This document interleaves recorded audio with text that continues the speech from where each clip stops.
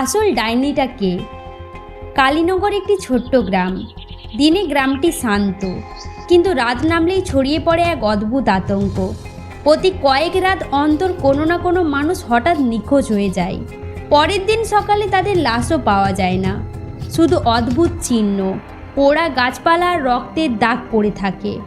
গ্রামের বয়স্করা বলে এটা ডাইনিদের কাজ। জঙ্গলে পুরনো অভিশাপ আছে। এক রাতে গ্রামের 3 মেয়ে কমলা, রানী আর লীলা অরণ্যের দিকে যায়। রানী আর লীলার মুখে অদ্ভুত লালচে হাসি, যেন তারা কোনো ভয়ানক রহস্য জানে।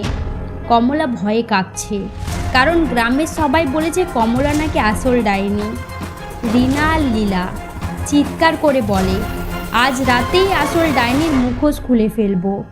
হঠাৎ আকাশে বজ্রপাত, গাছপালা কাঁপছে, পেঁচার ডাক, কুকুরের হংকার, সব মিলিয়ে পরিবেশ ভয়ঙ্কর হয়ে ওঠে। কমলা ভয়ে কাঁপে আর বলে আমি ডাইনি নই, তোমরা ভুল করছো। কিন্তু রানী আর লীলা তাকে জঙ্গলের গভীরে টেনে নিয়ে যায়। ঠিক তখনই এক অদ্ভুত ঘটনা ঘটে। লীলার মুখে শয়তানির হাসি ফুটে ওঠে।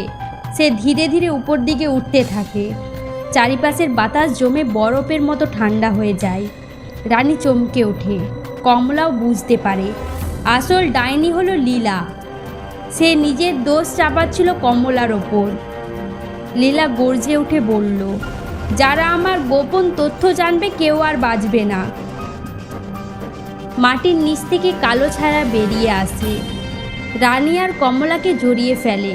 চারিপাশে ভয়ঙ্কর অন্ধকার নেমে আসে। পরের দিন সকালে গ্রামবাসীরা দেখে জঙ্গলের মাঝে 3টি মেয়ের কোনো চিহ্ন নেই, শুধু পোড়া গাছপালা আর পাখিদের মৃতদেহ পড়ে আছে। কেউ জানে না সেদিন রাতে ঠিক কী ঘটেছিল, কিন্তু সবাই জানে কালীনগরের অরণ্যে আজও ডাইনির ছায়া ঘুরে বেড়ায়। এইভাবে আমাদের আসল ডাইনিকে গল্পটি সমাপ্ত। আপনি যদি প্রথমবার এই চ্যানেলে এসে থাকেন তাহলে সাবস্ক্রাইব করতে ভুলবেন না। এই রকম আরও নতুন ভিডিও পেতে সাবস্ক্রাইব করুন। ভালো লাগলে লাইক, কমেন্ট আর শেয়ার করতে ভুলবেন না।